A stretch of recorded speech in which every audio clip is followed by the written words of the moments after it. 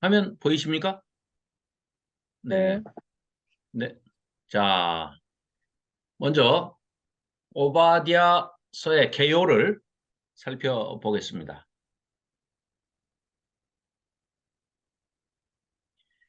자, 왜 자꾸 이러지?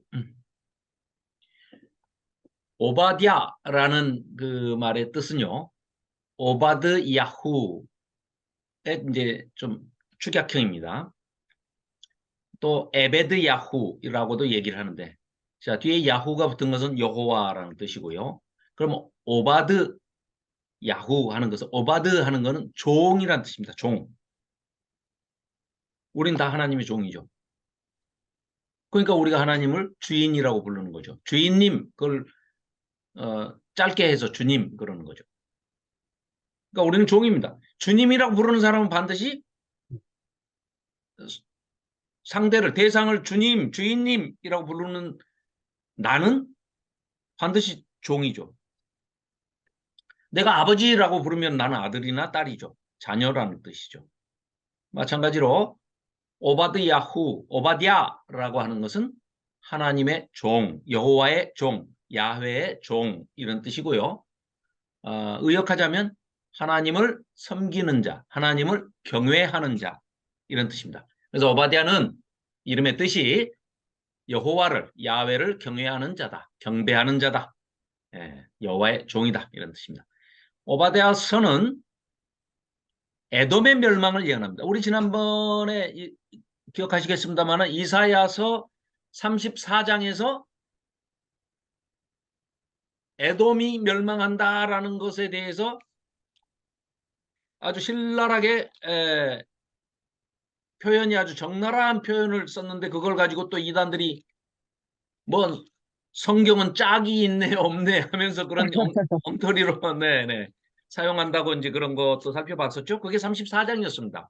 이사야서 34장에서 열국여 너희는 나와 들을지어다, 민족들이여 귀를 기울일지어다, 땅과 땅에 충만한 것, 세계와 세계에서 나는 모든 것이여 들어봐라 하면서 대저 여호와께서 열방을 향하여 진노하시며 그들의 망군을 향하여 분을 내사 그들을 진멸하시며 살육당하게 하셨은즉 하시면서 여호와의 칼이 하늘에서 족하게 마셨은즉 보라 이것이 에돔 위에 내리며 하면서 34장, 이사야서 34장에서 지난번에 우리 살펴봤잖아요.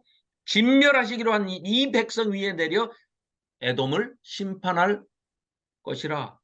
그래가지고 어떻게 심판을 하시는지, 여호와께서 보복하시는 날이요 시온의 송사를 위하여 신원하시는, 억울함을 풀어주시는 그런 해인데 어떻게 하신다고요? 완전히 다 초토화시켜가지고 멸절시켜가지고 짐승들만 와서 암컷과 수컷이 짝짓기를 하면서 온갖 짐승들, 우리 인간들하고 친하지 않은, 그리고 친화적이지 않은 그런 동물들이 와서 점령하고 살게 될 것이다.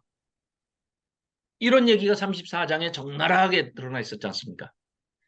그래서 거기뿐만이 아니고 이따 살펴보겠습니다만은 에스겔서에도 또 뭐 예레미야서에도 또 이 오바댜서, 말라기까지 아주 여러 군데에서 에돔의 멸망을 예언하고 있습니다. 자, 그리고 만국을 벌한다. 그러면 이제 아주 종국사적 종말에 이루어질 일도 있겠지만, 특히 이 오바댜서에서 말을 하는 에돔의 멸망은 그 뭐 만국을 벌하는, 심판하는 종국사적 종말에 가서 있는 심판 이전에 이루어집니다. 이미. 그래서 아까도 잠깐 말씀드렸지만 바벨론에 의해서 에돔이 1차 멸망을 당한 것은 BC 533년입니다. 또 그 후로 나바티안족에 의해서 BC 4세기경에는 또 쫓겨나죠. 그래서 이 에돔 족속이 거기서 그 해변 쪽으로 쫓겨나면서 이두메라고 이름을 바꿉니다. 족속 이름을. 그 이두메 족속 많이 들어보셨죠? 에돔 족속이 쫓겨나면서 나바티안족에게 쫓겨나면서 이름을 이두메로 바꿔가지고 사는데 결국은 자음만 히브리어는 이제 사용을 하기 때문에 발음기호를 이제 특별히 붙이지 않으면 그 이름의 뜻이 똑같습니다. 사실은 에돔 하면은 자음만 따지면 이응, 디귿, 미음이잖아요. 에돔 하니까 이두메 그러면은 이응, 디귿, 미음 똑같습니다. 그래서 이두메로 하는데 우리가 대표적으로 이두메 족속 하면은 헤롯 대왕이 그 이두메 족속입니다. 예수님 아기 예수로 오셨을 당시에 동방박사가 출연해가지고 망국의 왕이 태어나셨다 하니까 이 망국을 다스릴 왕이 태어났으니까 그 동방박사가 생각할 때는 왕궁에서 태어났을 것이다 하고 왕궁으로 이스라엘 왕궁으로 찾아가잖아요. 그때 대왕이 BC 4년 이전에 헤롯이 유다의 그 책봉 왕이었어요. 그, 그 사람이 이두메 사람입니다. 그러니까 에돔 족속이에요. 에돔 족속. 에돔 족속이 바벨론에 의해서 BC 533년에 완전히 멸절당하지 않고 조금 남은 자들이 있었습니다. 그 남은 자들이 지금 페트라라고 하는 그곳으로 가서 살고 있다가 지금 이제 페트라에서 그러니까 남은 족속이 페트라에서 쫓겨가지고 이두메로 쫓겨납니다. 그래서 이두메로 이름을 바꿔서 살고 있다가 그들이 몇몇 뿌리가 남았는데 BC 2세기경에 또 유다의 독립운동 때 로마에 맞서서 독립운동을 할 때 요한 히르카누스가 남아있던 이 이두메 족속들, 에돔 족속들의 잔존 뿌리들을 그 침입을 해가지고 강제로 할례를 하게 합니다. 그래서 유대인을 만들어 버려요. 그래서 이 이두메 족속은 이제 다 없어져 버리는 거죠. 그런데 궁극적으로 이 지구상에서 에돔 족속이 사라지게 된 것은 AD 70년 예루살렘이 멸망할 때 예수님이 오셔서 공생애 시작하시면서 뭐 누가복음, 마가복음, 마태복음 세 복음서에 다 공감복음서에 다 기록이 돼 있듯이 감람산에서 설교를 강화 말씀을 하시죠. 그때 뭐라 그래요? 예루살렘이 돌 위에 돌 하나 첨 놓이지 않고 다 무너질 것이다 하고 예언을 하시죠. 그러니까 약 30년, 35년 후에 예루살렘이 성전이 회파가 되고 예루살렘 성 자체가 완전히 회파가 되고 멸망을 하죠. 그 예루살렘 멸망 당할 때 또 이 이두메 족속, 헤롯의 그 후손들, 또 이들이 참 희한하게도 AD 70년에는 로마의 편에 들지 않고 유다 백성의 편에 자기들이 강제 할례를 당했다고 그랬는지 유대 백성의 편을 들어서 같이 예루살렘 멸망과 함께 이 지구상에서 사라지고 맙니다. 그러나 이제 야곱, 이스라엘의 후손들은 전 세계에 이제 디아스포라 유대인이 돼서 흩어지게 되죠. 자, 그리고 이 에돔 족속이 멸망하게 되는 것은 이제 잠시 후에 우리가 오바댜서를 읽어보겠습니다만은 오바댜서 어느 내용에도 어느 구절에도 뭐 우상 숭배를 했다든지 하나님을 뭐 배신하고 배역하고 뭐 이런 내용이 전혀 나오질 않습니다. 무슨 얘기냐? 너희들은 형제이면서도 에돔과 에서와 야곱은 쌍둥이 한 뱃속에서 나온 쌍둥이 형제 아닙니까? 물론 에서의 장자권을 야곱이 팥죽 한 그릇에 장자권을 빼앗아 와서 자기가 장자의 축복을 받아버리는 바람에 에서는 죽이려고 하죠. 에서가 야곱을.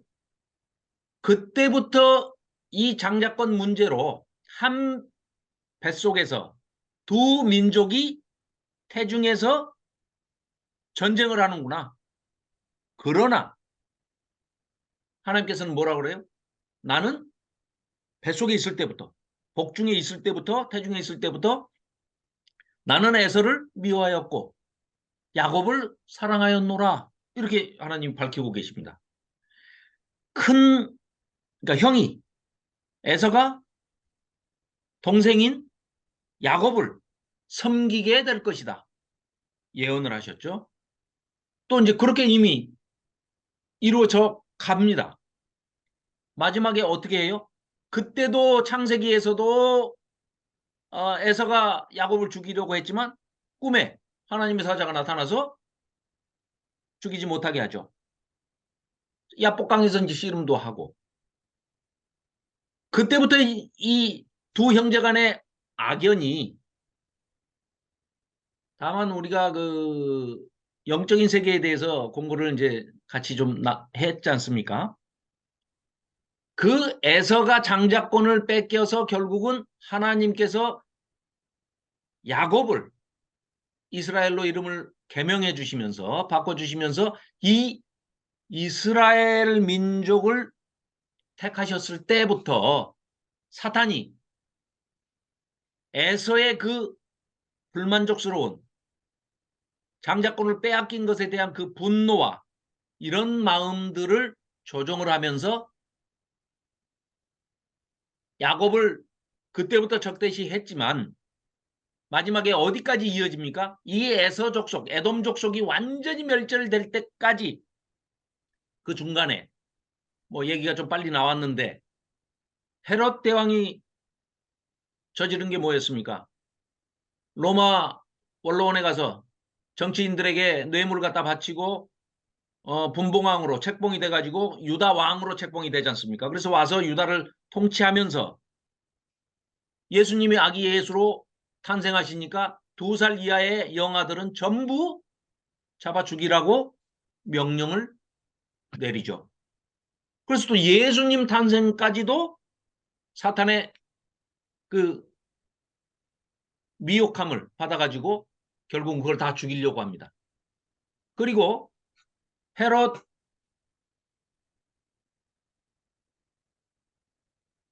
헤롯 대왕의 아들이 헤롯 안티파스입니다. 아들이. 그 헤롯, 우리 성경에는 안디바 이렇게 돼 있죠. 헤롯 안디바. 그 헤롯 안티파스가 결국은 본디오 빌라도하고 총독하고 같이 합세해서 예수님을 십자가에 처형하죠. 그러니까 아버지 헤롯 대왕은 아기 예수를 죽이기 위해서 2살 이하 영아들을 다 죽여라 이렇게 명령을 했던 사람이고, 아들 헤롯 안디바는 예수님을 실제로 십자가에 처형합니다. 죽이면 끝나는 줄 알고. 그 아들이 헤롯 아그리빠입니다. 그 손자죠, 손자. 헤롯 대왕으로 따지면 손자입니다, 손자. 처음에 헤롯 대왕은 어떻게 해요?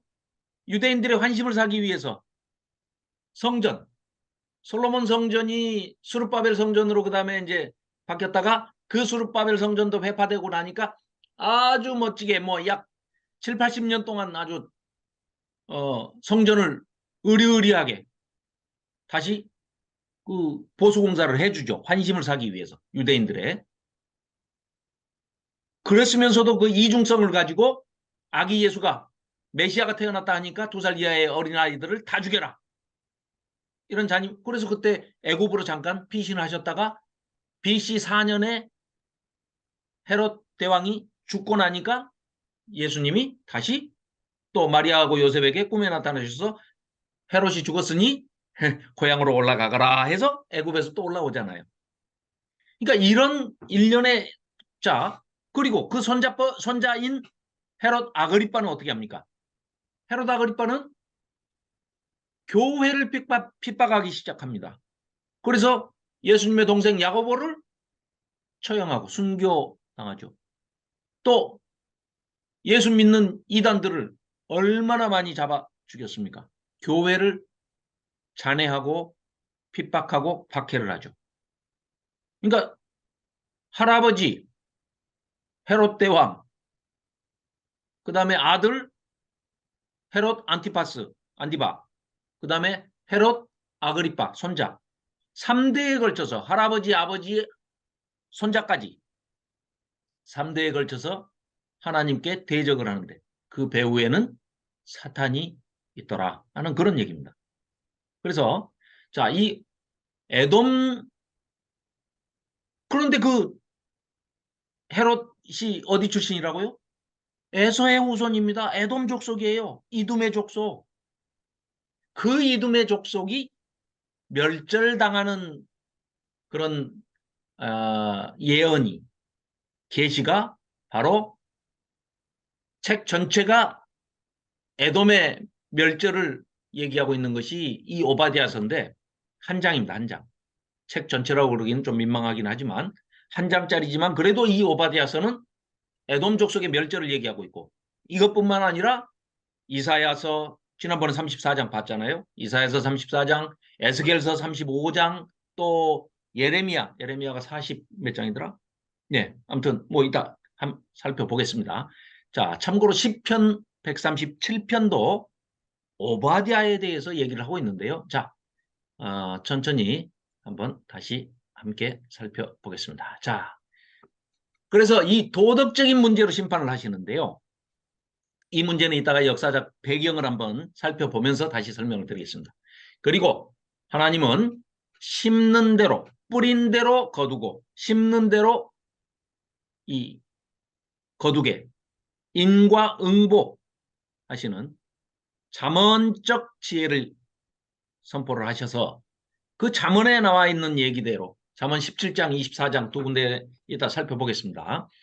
그리고 오바댜서는 에돔 땅은 그냥 열방들을 멸절시키는 게 아니라 아예 영원히 심판을 하시는데 영원히 없어지게 만들어 버리신. 그래서 결국은 에돔 족속은 이미 이 지구상에서 씨가 말라버렸습니다. 없습니다. 이제는. 그리고 이스라엘은 회복시켜 주신다. 그리고 의인에게는 상을 주시고 악인에게는 응징, 인과응보, 뿌린 대로 거두게, 심는 대로 거두게 하신다 하는 얘기입니다. 이 뒤에 배경의 그림이 바로 그 페트라, 현재 요르단 땅입니다. 우리가 성지순례 가면 이제 꼭 가야 될 곳이고, 이 버킷리스트에 세계 20개 명소, 죽기 전에 꼭 가봐야 할 명소 중에 하나가 여기 바로 이 페트라, 요르단에 있는 페트라, 즉 에돔 족속이 한때 살았던 저 붉은색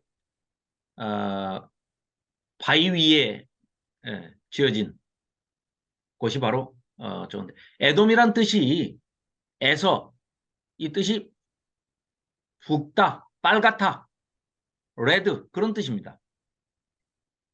이게 이제 알려진 게요.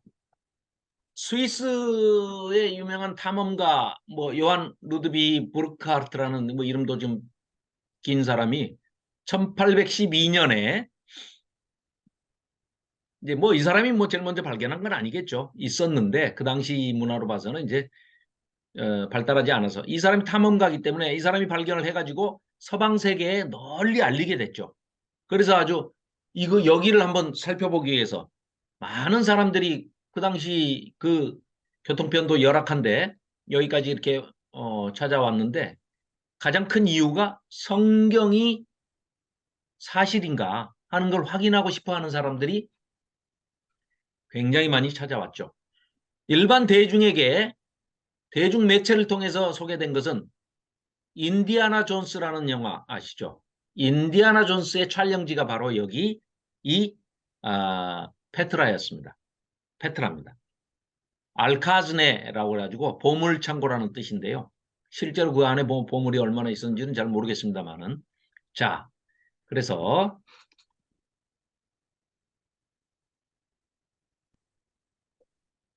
자, 책은 21절까지 한 장짜리이기 때문에 이런 구성으로 되어 있습니다. 1절부터 9절까지는 에돔을 심판을 하는 것을 선포하고 있습니다. 예언하고 있습니다. 그리고 10절부터 14절까지가 왜 에돔이 심판을 받아 마땅한지 그 심판하는 이유를, 원인을 설명하고 있습니다. 그리고 15절, 16절은 여호와의 날, 보통 우리가 여호와의 날 이러면은 구원의 날 이렇게 하는 성경이 거의 그렇게 얘기를 하고 있는데 이 오바댜서에서 말하는 여호와의 날 이것은 심판하시는 날을 얘기하고 있습니다. 멸절하는 날 이런 것을 예언하고 있습니다. 17절부터 21절까지 그러나 에돔은 멸망을 시키지만 그러나 하나님의 백성 이스라엘은 신원해 주시고 실롬 지난번에 우리 살펴봤죠. 신원해 주시고 이사야서에서 그 원수를 갚아주신다 하는 그런 이스라엘의 회복을 얘기하고 있습니다. 그러니까 이제 전반부는 이스라엘의 멸망을 얘기하고 있지만 또 에돔의 멸망을 얘기하고 있지만 후반부는 이스라엘의 회복과 승리를 또 얘기하고 있습니다. 그리고 우리가 신학적인 주제는 아까도 말씀드렸지만 도덕적으로도 그 타인의 불행을 또 형제의 그 환난과 고통을 즐겨하고 거기에 대해서 오히려 반기고 조장하는 또 심지어는 이 퇴로를 차단하고 도망간 유다 백성들을 잡아가지고 거꾸로 다시 그 침략자들에게 넘겨주는 이런 못된 짓을 했을 때 하나님께서 도덕적으로도 반드시 심판을 하시는 분이다 하는 것을 말씀하고 있습니다. 그래서 기록 목적은 이렇게 볼 수가 있겠죠. 첫째는 하나님께서 아브라함과 맺은 언약, 아브라함과 맺은 언약의 기초에서 하나님께서는 이 이스라엘 백성에게, 유다 백성에게 계속해서 신실하심을 잃지 않고 계시죠. 항상 변함없이 동일하신 하나님께서는 언약을 하셨기 때문에 누구랑요? 아브라함과. 그래서 그 아브라함의 후손들을 이스라엘 백성을 유다 백성을 지켜주시는 거죠. 그러면 언약적 관계, 배타적이고 독점적이고 특별한 관계가 바로 언약 관계죠. 부부 관계가 특히 그렇죠. 부부 관계는 제3자가 어느 누구도 개입할 수가 없는 관계가 부부 관계죠. 하나님께서 그러니까 이스라엘 백성한테 뭐라 그래요? 너는 내 신부다. 내가 네 신랑이야. 하고 결혼에 비유해서 많이 말씀을 하시지 않습니까? 그것은 우리가 이제 멍청하기 때문에 인간이 이해하기 쉽도록 비유적으로 이렇게 표현하시는 그런 면도 있지만 그것보다는 부부관계의 특성을 말씀하시는 것이다. 이렇게 이해하시는 게 더 정확하실 겁니다. 무슨 얘기냐? 부부간에는 결혼을 함으로 인해서 결혼을 했는데 부인이 여보 나 잠깐 나갔다 올게요. 어디 가는데? 옛날에 그 알았던 남자친구들이 자꾸 만나자고 그러네요. 그래 나 좀 갔다 올게요. 오늘 안 들어올지도 몰라요. 그러고 나가면 어떻게 합니까? 그런 일은 있어서도 안 되지만 어, 그 얘기는 뭐예요? 부부 간의 관계는 이미 이제 결혼을 한 사이는 배타적이고 독점적이고 한 대상에게만 그러니까 배우자 상대에게만 신실함을 지켜야 된다는 대원칙이 깔려 있는 거죠. 그래서 아브라함과 하나님이 언약적 관계를 맺으신 것은 아브라함으로 대표되는 아브라함의 모든 후손들이 하나님과 그 언약 관계에 있기 때문에 배타적이고 독점적이고 특수한 관계. 다른데 한눈 돌려서는 안 돼요. 한눈을 팔아서는 안 됩니다. 그런 관계를 맺어야 되니까. 자, 쉽게 얘기하면 이스라엘 백성은 하나님께 대해서 어떻게 해야 됩니까? 바람 안 피우고 하나님만 섬기겠다. 이래야 돼요. 그렇게 하면 하나님은 어떻게 하셔야 됩니까? 언약적 관계이기 때문에 독점적이고 배타적인 특별한 관계이기 때문에 너희들이 나만 섬기면 나는 너희들을 끝까지 보호하고 책임지고 지금 이 땅에서 사는 게 아니라 영원히 너희들은 나와 함께 살게 해주겠다. 하나님은 변하지 않으신 분입니다.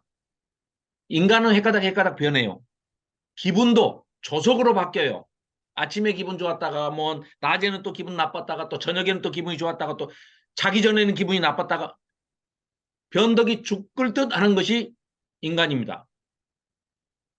옆 사람이 자꾸 변덕을 부린다고 그래서 실망하실 거 없습니다. 인간이 원래 그럽니다. 원래. 인간은 그래요. 변화무쌍합니다. 날씨하고 똑같아요. 그런데 하나님은 전혀 변함이 없으시죠. 항상성, 영속성을 가지고 계시는 분이기 때문에 하나님은 변하지 않으십니다. 아, 이놈들 말 안 들으니까 오늘은 그냥 해를 뜨지 말라고 그럴까? 이런 거 없어요. 하나님은 신실하십니다. 그래서 그 약속에 대해서, 언약에 대해서도 신실하십니다. 그러니까 하나님은 거짓말을 하시는 분이 아니기 때문에 끝까지 책임지고 지켜주십니다. 그게 어디까지 그러시냐? 심지어 이스라엘이 잘 하겠노라 약속을 철석같이 하고 또 배반해도 참아주시고 또 배반해도 참아주시고 또 한번 혼을 내면 또 와가지고 잉잉 울면서 또 앞으로 잘할게요 해서 하나님은 다 아시니까 앞으로 잘 못할 것을 알아 하셔도 또 용서해 주십니다. 회개하고 돌아오기만 하면 받아주시는 분이죠. 그런데 그런 언약에 기초해서 아브라함과 언약을 맺었기 때문에 끝까지 신실함을 보이시는 게 어떤 겁니까? 에돔은 내 백성 이스라엘을 괴롭혔어. 그러니까 너는 내 아내를 괴롭혔으니까 너는 혼나야 돼. 혼내는 정도가 참아주시고 1800년간을 참아주셨어요. 에돔 족속에 대해서. 그 못된 짓을 해도 봐주고 기다려주고 참아주시고 놔두셨다고요. 하나님의 경륜이고 연륜 때문에 경영 방식 때문에 시간을 주셨겠죠. 그러나 멸절을 시키십니다. 두 번째, 우리 인간들에게도 똑같이 우리 형제, 우리 이웃 아니면 제3자 타인이라 할지라도 아니 그중에 내 원수가 들어있어서 원수가 어떤 죽을 지경에 처야 하더라도 방관하지 말고 그거를 모른 척하거나 아니면 즐거워하거나 하지 말고 그럴 때라도 원수가 목이 마르다 그러면 참 죽이고 싶어도 목마르다고 하면 물을 갖다 주고 배고프다 그러면 먹을 걸 줘라. 그것 때문에 전쟁 포로에 조금 포로로 잡히기 전까지는 어떻게 했어요? 서로 총칼을 겨누고 서로 상대를 죽이려고 했던 원수들이었지 않습니까?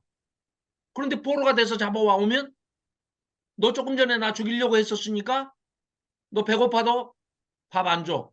너 목말라도 물 안 줘. 이런 게 아니라 다 주잖아요. 포로도 인권적으로 대하는 그 기본적인 것이 하나님의 성품 때문에 그렇습니다. 그래서 그건 언약 백성들에게 지켜나가시는 그 신실함 때문에 그러는 겁니다. 자, 그래서 이 시대적인 배경, 역사적인 배경을 조금 살펴보겠습니다. 자, 시편 137편 7절 앞에 그 박기남 집사님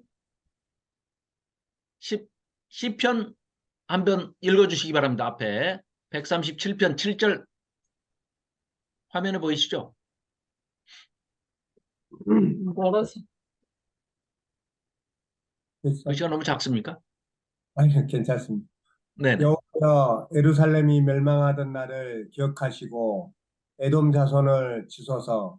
그들의 말이 헐어버리리라 헐어버리리라 그 기초까지 헐어버리리라 하셨나이다. 자, 시편 137편. 이 말은 지금 예루살렘 멸망하던 날에 에돔 족속들이 했던 만행을 지금 떠올리면서 하나님께 탄원하는 겁니다. 제발 저 에돔 족속들 완전히 다 씨를 말려주십시오. 왜?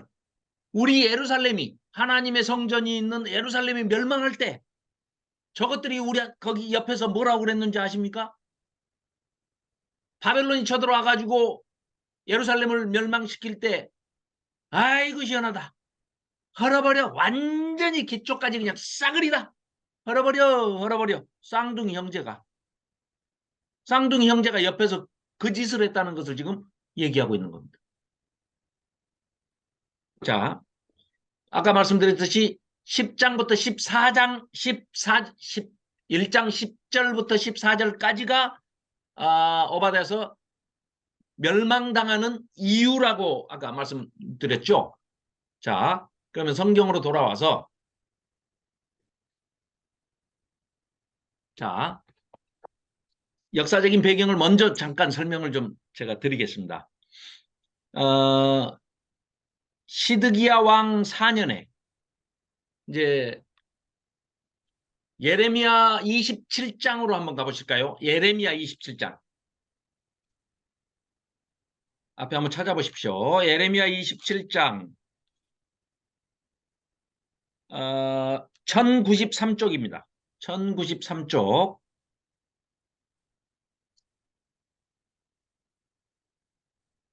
1093쪽 예레미야 27장입니다.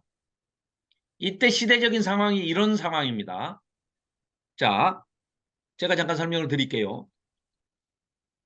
1절 유다의 왕 요시아의 아들 여기 여호야김이라고 되어 있는데 그거 가입하시고 시드기야로 바꿔놓으시면 좋고요. 이건 설명은 지금 오늘 드리기가 좀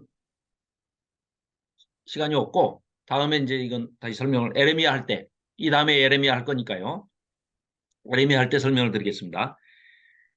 시드기야가 다스리기 시작할 때 여호와께서 말씀으로 예레미야에게 임하셨습니다. 자, 2절 여호와께서 이와 같이 내게 말씀하시되 너는 줄과 멍에를 만들어서 자, 네 목에 걸고 이 멍에를 만들으라는 거예요. 그래가지고 예레미야한테 멍에를 매래요. 그래가지고 가서 유다의 왕 시드기야를 보러 요 밑에는 3절에는 또 시드기야라고 맞게 써져 있죠. 그 위에는 여호야김을 이게 지금 옮겨 적으면서 필사자가 실수를 한 겁니다. 성경이 틀릴 수 있냐? 뭐 이렇게 화내실 필요는 없습니다. 이게 이렇게 그 옮겨 적으면서 필사자가 실수할 수도 있어요. 밑에는 또 시드기야라고 나오잖아요.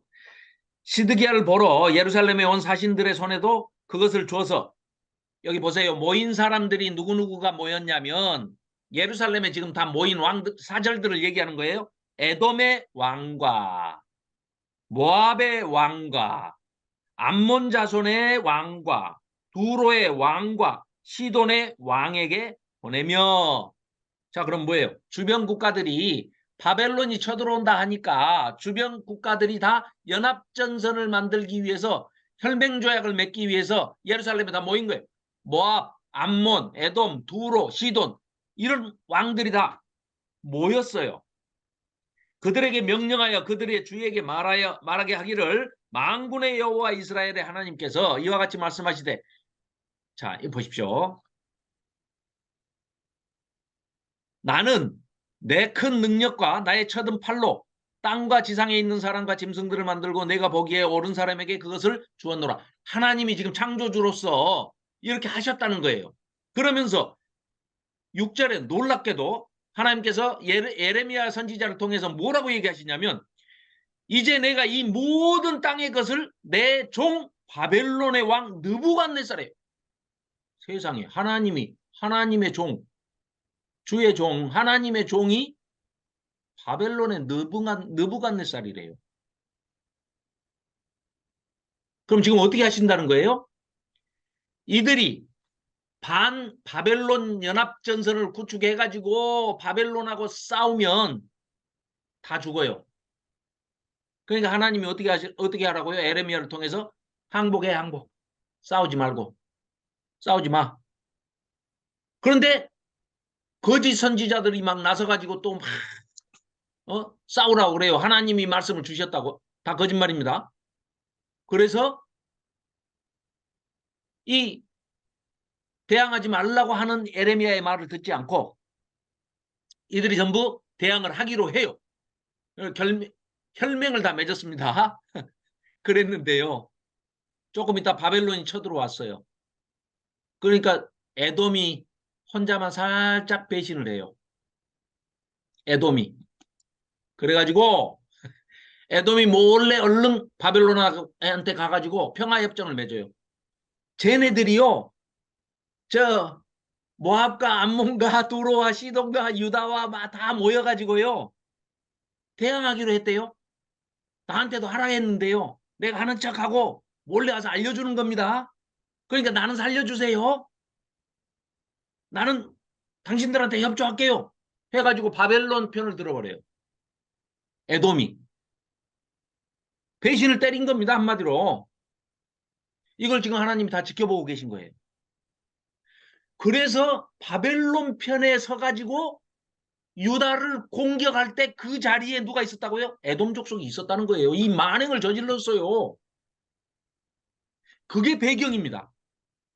그러니까 아까 시편 박기남 집사님이 조금 전에 읽으신 시편 137편에 뭐라고 그래요? 유다 입장에서는 하나님께서 탄원하고 신원하지 않겠습니까? 에돔 저것들 제발 멸절시켜 주세요. 저것들이요.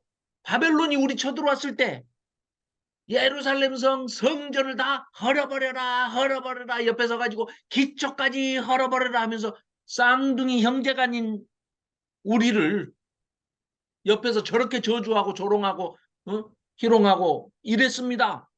이 얘기 나올만 하잖아요.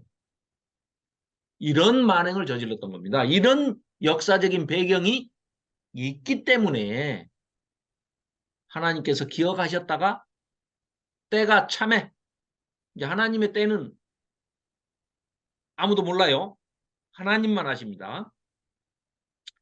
카이로스의 타임에 크로노스의 이 시계가 가르쳐주는 물리적인 시간 이거 말고 몇 년 몇 월 며칠 이거 말고 때가 참에 하나님께서 에돔 족속을 멸절시키실 때는 에돔 족속이 죄악과 포악과 그 만행이 꽉 차서 멸절당할 때까지 하나님은 그래도 기다려 주시고 용서해 주시고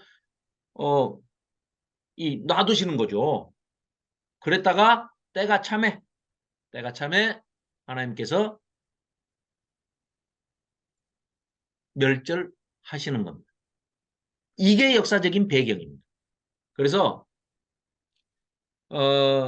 이제 이런 말씀을 이제 뭐 드려서 조금 그렇긴 한데 독일의 그 신학자 중에 이제 칼 바르트라고 아주 유명한 신학자가 있습니다. 이 신학자가 독일의 신학자들이 이제 주로 그 내용에도 이제 동의를 하는데 어떤 얘기냐?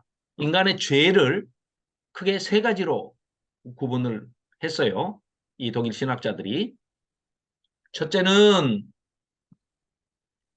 교만, 뭐 오만, 이 자만, 뭐 이런 것들. 교만한 것이 가장 큰 죄인데 그 교만은 한마디로 얘기하면 하나님 앞에 우쭐대는 겁니다. 그 교만 때문에 우리 인간 세상에 죄가 들어오게 된 거죠. 그 교만은 뭐예요? 한마디로 얘기하면 피조물인 인간 주제에 창조주인 하나님처럼 되고 싶어 하는 것이 교만입니다. 그래서 선악과를 따는 만행을 저질렀던 것이 바로 교만죄에 해당되는 것이죠. 하나님께 대적하는 겁니다. 두 번째 죄는 기만입니다. 속인다는 거죠. 이 기만은 타인에 대한 겁니다. 그래서 타인에 대한 어떤 그 현실적이고 물질적인 피해를 안겨주게 되죠. 우리는 흔히 죄 그러면은 이 기만, 상대성이 있어가지고 남에게 어떤 재산상의 피해라든가 물질적인 피해, 정신적인 피해 뭐 이런 것들을 속이고 뺏고 뭐 늑탈하고 강탈하고 약탈하고 뭐 수탈하고 하는 이런 것들이 죄다 이렇게 생각하지만 하나님은 제일 큰 죄를 교만하다, 교만죄를 얘기하는 것이고 타인에 대해서는 기만, 그리고 세 번째는 태만도 죄다. 이 태만은 자기 자신에게 짓는 죄입니다. 태만은. 우리는 흔히 이 죄에 대해서 별로 그렇게 태만에 대해서는 죄라고 인식을 못하는 경우가 참 많습니다. 그래서 방관하고 특히 현대사회에 와서는 이런 경우가 많이 있죠. 저쪽에서 뭐 억울하게 어떤 약한 사람이 그 힘센 못된 놈들한테 뭐 아니면 연약한 여자나 어린아이가 폭행을 당하고 있다. 그러면 아이고 저런 일에 내가 끼어봐야 뭐 귀찮기만 하고 또 뭐 증인으로 뭐 경찰서 뭐 불려당겨야 되고 법원에 뭐 또 증인으로 또 왔다 갔다 해야 되고 이 여러 가지로 골치 아프다. 그러니까 그냥 방관하고 모른 척하고 고개 돌리고 지나간다. 하나님 앞에 이거 큰 죄입니다. 하나님은 그걸 죄라고 그러시니까요. 교만, 기만, 태만 이 세 가지가 다 하나님께 대한 교만, 타인에 대한 기만, 자기 자신에 대한 태만 이 다 똑같은 죄라는 겁니다.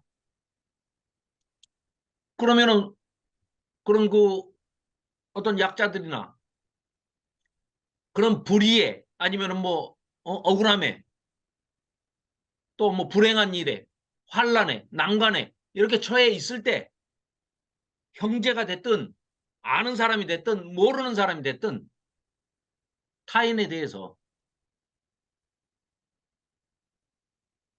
선을 행하는 게 어떤 것인 줄을 알면서 모른 척하고 지나간다. 그거 죄다. 굉장히 어렵죠.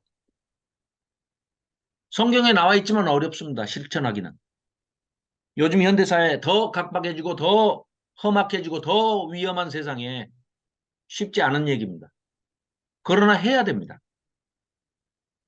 하나님이 성경에 그렇게 말씀을 하셨고 예수님께서도 오셔서 그렇게 우리에게 알려주셨죠. 다들 아시다시피 선한 사마리아인의 비유. 그렇죠? 여리고로 내려가는 그 길에 강도 만난 자가 다 뺏기고 거만 맞아 죽게 생겼습니다. 제사장이 그냥 지나쳐요. 아니 저 예배 시간 다 돼가지고 목회하러 가야 되니까 설교해야 되잖아요. 가서. 그래 그냥 지나쳐요. 뭐 다 바쁜 일이 있고 그러니까 또 다 그냥 지나치겠죠. 그 짐승과도 같다고 하는 이방인과도 같다고 하는 그 멸시하고 무시하는 사마리아인이 지나가다가 기름을 부어서 씻겨주고 벗겨주고 닦아주고 치료해서 나귀에 싣고 자기가 나귀를 끌고 주막집을 인가를 찾아서 들어가서 거기에 돈까지 주면서 내가 다시 일 보고 올 테니까 올 때까지 이 사람을 잘 간호해주고 치료 좀 해달라. 돈까지 지불을 하고 가죠. 그러면서 예수님이 물으시죠. 이웃을 사랑하라고 하시면서 하신 말씀인데 누가 이웃이냐? 이 강도 만난 자의 이웃이 누구냐? 그러니까 이 바리새인 서기관 이 사람들이 대답을 어떻게 합니까? 원래대로 하려면 선한 사마리아인이 이웃입니다. 이 말을 해야 되잖아요. 근데 그 말하기 싫으니까 자비를 예. 인간의 심리가 그렇습니다. 예수님은 또 하나님은 분명히 우리에게 선을 행할 줄을 알면서 행하지 않는 것도 죄다 라고 적극적인 선을 행할 것을 권면하고 어려운 줄을 다 알고 계십니다. 그렇지만 그렇게 하라 이렇게 명령을 하시는 거죠. 자, 이런 역사적인 배경이 있고 이 오바댜서는 에돔에 대한 계시인데 에돔의 멸망을 예언했어요. 이 오바댜 사역자가 언제쯤 사역을 했는지는 정확하게 표현을 하고 있지 않습니다. 그래서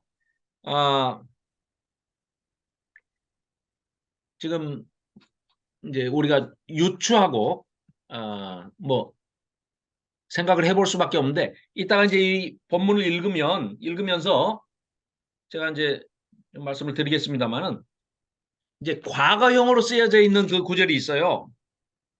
예를 들면 20절. 저 뒤에 한번 오바댜서 1장 20절 한번 보시겠습니까?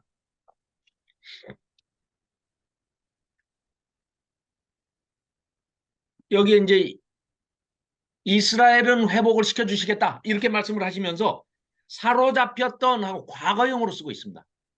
사로잡혔던 이스라엘의 많은 자손은 가나안 사람에게 속한 이 땅을 사르밧까지 얻을 것이며 예루살렘에서 사로잡힌 자들 곧 스바랏에 있는 자들은 네겝의 성읍들을 얻을 것이니라. 구원받은 자들이 시온산에 올라와서 에서의 산을 심판하리니 그 왕국이 나라가 여호와께 속하리라. 이렇게 사로잡혔던 그러니까 바벨론 포로 잡혀갔던 것을 과거형으로 쓰고 있기 때문에 남유다가 멸망한 직후에 최소한 쓰였을 것이다. 이렇게 보고 있습니다. 그래서 이걸 BC 588년에서부터 586년 사이에 그 어간에 쓰여졌을 것이다. 그리고 이때로부터 약 50년 뒤에 그러니까 BC 533년에 에돔이 결국은 바벨론에 의해서 멸망당하고 맙니다. 그러니까 오바댜서에서 그 위에 보면 15절에 만국을 벌할 날이 가까웠나니 네가 행한 대로 너도 받을 것인즉 네가 행한 것 같이 네 머리로 돌아갈 것이다.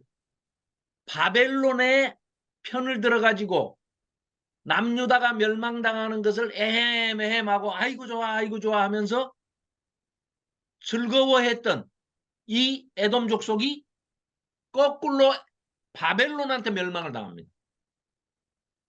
533년에 그것도 불과 53년 뒤에 그런 상황으로 본다 하면 자 열왕기 상하서나 역대 상하서에 등장하지 않는 이제 예언자로 보면 기록이 없어요. 오바댜가 12명 정도가 성경에 총 나옵니다.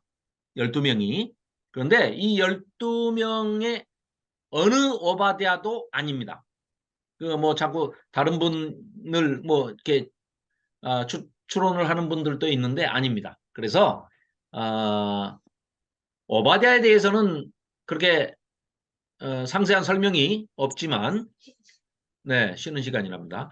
자, 오바댜에 대한 설명이 상세하게는 없지만 그래도 이 메시지가 이사야서 34장, 에레미야 49장, 에스겔서 35장에 이 기록되어 있는 내용과 똑같아요. 오바댜서가. 그런 걸로 본다 하면 이 오바댜가 아까도 말씀드렸듯이 예루살렘 멸망 직후에 활동했던 선지자로서 이 집필을 한 것이다. 자, 그래서 에돔이 마땅히 형제 국가인 남유다에 이런 못된 짓까지 배신해가지고 바벨론이 침략해 왔을 때 퇴로를 차단하고 도망가는 사람들을 잡아다가 거꾸로 바벨론에 넘겨줍니다.